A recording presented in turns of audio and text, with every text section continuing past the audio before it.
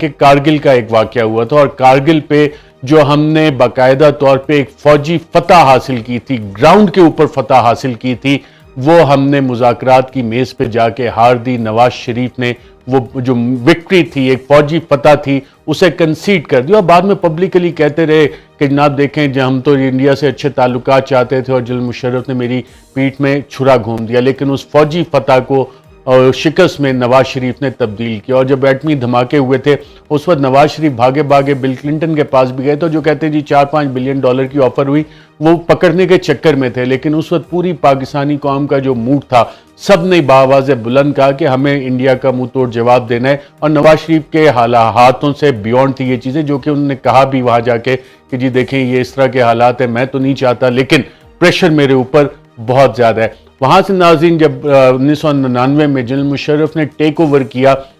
तो उस वक्त IMF का शौकत अजीज़ और सारी चीज़ें जब सामने आई कि इसहाक डार जो पाकिस्तान के हवाले से चीज़ें चला रहे थे, उसमें तो पाकिस्तान को बाकायदा दिवालिया करने के करीब थे और फिगर फजिंग हो रही थी। और जनरल मुशर्रफ ने यह कहा कि IMF ने बाकायदा पाकिस्तान को पिनलाइज किया, पाकिस्तान पे पेनल्टी लगाई, जुर्माना लगाया, क्योंकि इसहाक डार IMF के साथ भी झूठ बोल रहे थे। वही इसहाक डार जो अभी दोबारा IMF के साथ नेगोशिएशंस करने गए हुए थे और सुना है कि खाली हाथ वापस आ रहे हैं। और इकनॉमिक जो पाकिस्तान की माशी सूरत हाल थी, उसके बाद जनरल मुशर्रफ के दौर में उसे निकालने की कोशिश की गई, काफ़ी सारे इकदाम लिए गए, इकॉनमी के बेहतर किया गया और इकॉनमी जो शौकत अजीज़ ने इकदाम लिए जो उसमें मिडिल क्लास थी उसको भी कुछ बेनिफिट्स वगैरह आने शुरू हुए। लेकिन उसके बाद नाज़रीन जो ये सिलसिला था उसमें कोशिश ये की गई कि इस तरह से तो वो काम नहीं हुआ माशी तौर पे। और आज अगर आप पाकिस्तान को देखें तो आपको माशी थ्रेट्स भी बाकायदा तौर पे, माशी खतरा आपके सर पे मंडला रहा है कि पाकिस्तान इंटरनेशनली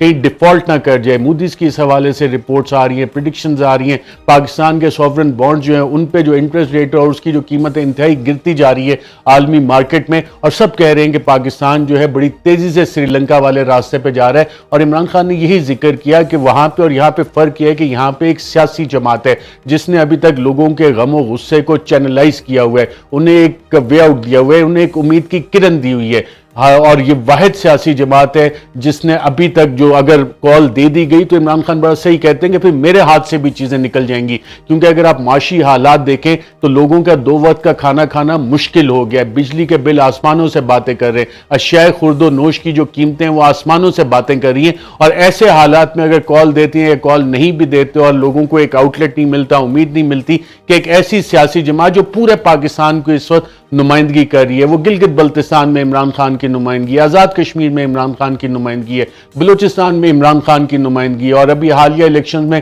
फिर एक दफ़ा इमरान खान ने साबित किया कि खैबर पख्तूनख्वा में,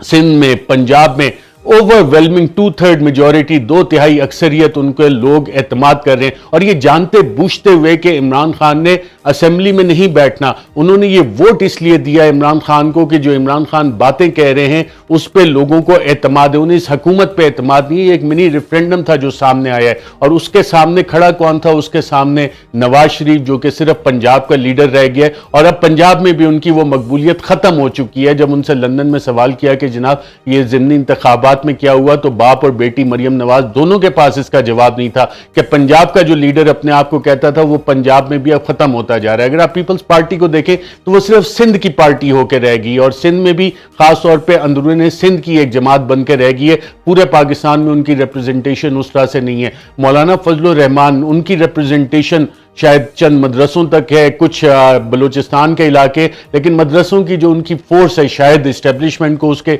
स्ट्रेटेजिक कुछ यूज होगा, कुछ फायदे होंगे जिस वजह से मौलाना फजलुर रहमान जैसे शख्सियत को बर्दाश्त किया जाता है। और ओवर द ईयर्स उनकी बात इस्टेब्लिशमेंट सुनती है क्योंकि कुछ जो स्ट्रेटेजिक डिज़ाइन होते हैं उसमें वो मैन पावर चाहिए होती है, वो फोर्स चाहिए होती है जो उन मदरसों से आ रही होती है। ANP को आप देख लें सिर्फ खैबर पख्तूनख्वा तक, तो इस वक्त जो एक वाहिद आवाज़ है जो पूरे पाकिस्तान की नुमाइंदगी कर रही है वो इमरान खान है, जो लोगों को एक उम्मीद भी दे रहे इस इकनॉमिक क्राइसिस से। और ये जो पाकिस्तान के खिलाफ नाज़रीन जो चीज़ें शुरू हुई थी इसमें जो 2003-4 में बाकायदा मिलिटेंसी जो अस्करियत पसंदी है पाकिस्तान में इन्फ्यूज की गई। आज फिर दोबारा अस्करियत पसंदी और दहशतगर्द सर उठा रहे हैं और इनको फंडिंग कहां से आ रही है, पाकिस्तान में पुश कौन कर रहा है। और इसको अगर आप मिक्सचर देखेंगे, एक तरफ आपके ये माशी खतरात है, दूसरी तरफ अस्करियत पसंदी और मिलिटेंसी, और साथ आपका जो मशरकी बॉर्डर है और वेस्टर्न बॉर्डर, वहां से जो आपको खतरात हैं, जो थ्रेट्स हैं, तो एक बहुत डेंजरस मिक्सचर है। और इसमें अगर लोग खड़े हो गए सडनली, तो ऑलरेडी बलूचिस्तान में एक इंसर्जेंसी लाइक सिचुएशन है, खैबर पख्तूनख्वा के कुछ इलाकों में ये इंसर्जेंसी लाइक सिचुएशन इस वक्त बनी हुई है। और पूरे पाकिस्तान में अगर लोग खड़े हो गए तो क्या 6 लाख 10 लाख फौज या लॉ एनफोर्समेंट एजेंसीज इनको रोक सकेंगी? और इस डेंजरस मिक्सचर में अगर ईस्टर्न बॉर्डर से इंडिया, जिसने पिछले एक माह में कई एक्सरसाइजेस की हैं और उन एक्सरसाइजेस का मकसद अभी तक इंडियन फोर्सेस की समझ नहीं आया, आर्मी चीफ ने भी कोर कमांडर पिंडी के साथ लाइन ऑफ कंट्रोल के बड़े दौरे किए हैं, तो वो वाली सिचुएशन अगर ये एस्केलेट होती है तो चीजें किधर जाएंगी? और एक पॉपुलर लीडर जिसने के मैंडेट है पूरे पाकिस्तान का, उसे डिनाई करे। और मांग क्या रही है कौम, जो इस ज़िमनी इंतखाबात में भी आया, इलेक्शन मांग रही है। सदर जो बाइडन ने नाज़रीन इस सारे डेंजरस मिक्सचर में जो बात की, उसकी यही बात है कि पाकिस्तान में सियासी अदम इस्तेकाम है, मुआशी खतरात मंडला रहे हैं, अस्करियत पसंद सर उठा रही है, लोग जो है इस वक्त इंतहाई शदीद गम और गुस्से में बिखरे हुए पड़े। और इन हालात में फिर बात याद आ जाती है कि 2008 में जब आसिफ जरदारी गए हुए थे अमेरिका और कहीं उन्होंने बात की कि जी पाकिस्तान को $100 बिलियन चाहिए, तो वॉल स्ट्रीट जर्नल में बाकायदा ये खबर छाया हुई ये ठीक है, आसिफ जरदारी ने जो बात की है बहुत अच्छी बात है और पाकिस्तान को $100 बिलियन दिए जा सकते हैं अगर वो अपने न्यूक्लियर प्रोग्राम जो है उसको ख़त्म कर दे, उसमें जितनी टेक्नोलॉजिकल बेस है उसको ख़त्म कर दे। और ना सिर्फ ये, पाकिस्तान को हम जैसे F-35 तैयारे, अपाची हेलीकॉप्टर्स और बाकी सारी चीज़ें भी हम अमेरिका दे सकते हैं। और ये बाकायदा 2008 का ये आर्टिकल छपा, ये प्रपोजल सामने आया और इसके बाद इस पर मुतअद्दिद बार काम भी होता रहा। आप मुख्तलिफ जो थिंक टैंक्स हैं उसमें ये चीज़ें छपी कि पाकिस्तान का न्यूक्लियर प्रोग्राम जो है इंतहाई कमज़ोर है। ना सिर्फ ये, जो नेशनल इंटेलिजेंस एस्टिमेट्स अमेरिका क्या है, ये प्रिडिक्शंस भी की गई कि देखें जी 2015 तक तो पाकिस्तान नक्शे पे नहीं होगा दुनिया के, पाकिस्तान के मुख्तलिफ हिस्से हो जाएंगे और इंडिया पाकिस्तान पे हमला कर देगा और ये इस तरह से चीज़ें हो जाएंगी पाकिस्तान की इंटरनल इंस्टेबिलिटी की वजह से, पॉलिटिकल इंस्टेबिलिटी की वजह से। और वो डेंजरस मिक्सचर आज दोबारा तैयार करके रखा गया है जिसकी तरफ सदर जो बाइडन ने इशारा दिया बाकायदा तौर पे। और इस हवाले से नाज़रीन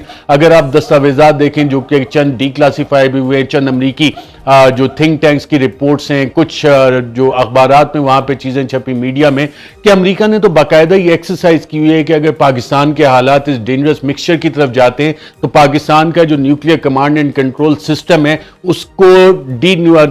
आपने न्यूट्रलाइज किस तरह से करना है, उस पर जाके कब्जा किस तरह से करना है, ये बाकायदा एक्सरसाइज हुई है। यूएस कमांडोज ने ये सारी एक्सरसाइजेस की हुई है, ये अमेरिकी अखबारात में। और हम कहते हैं कि जी बिल्कुल ठीक है, हमारा nuclear command and control system बहुत ज्यादा सेफ है। लेकिन जब ये इतने सारे मिक्सचर ऑफ थ्रेट्स आ रही है जिसका जो बाइडन ने इशारा किया, इमरान खान बार बार कह रहे, सबसे पहले समी इब्राहिम के इंटरव्यू में उन्होंने इस तरफ इशारा किया जिसका कल भी उन्होंने जिक्र किया, लेकिन किसी ने सीरियसली नहीं लिया। और फिर जो यूक्रेन में नाज़रीन सूरत हाल बनी, यूक्रेन के पास भी दुनिया में काफी ज्यादा न्यूक्लियर हथियार थे, न्यूक्लियर वॉरहेड्स थे और यूक्रेन को बाकायदा डी न्यूक्लियराइज किया गया। और आज आप यूक्रेन की हालत देखेंगे, वहां पे एक बाकायदा प्रॉक्सी जंग लड़ी जा रही है। उस पे भी काफी सारी चीजें जिस पे फिर किसी दिन बात करेंगे। लेकिन अब जो नाज़रीन सूरत हाल बन चुकी है पाकिस्तान में, एक आपके पास अवामी लीडर है जिसकी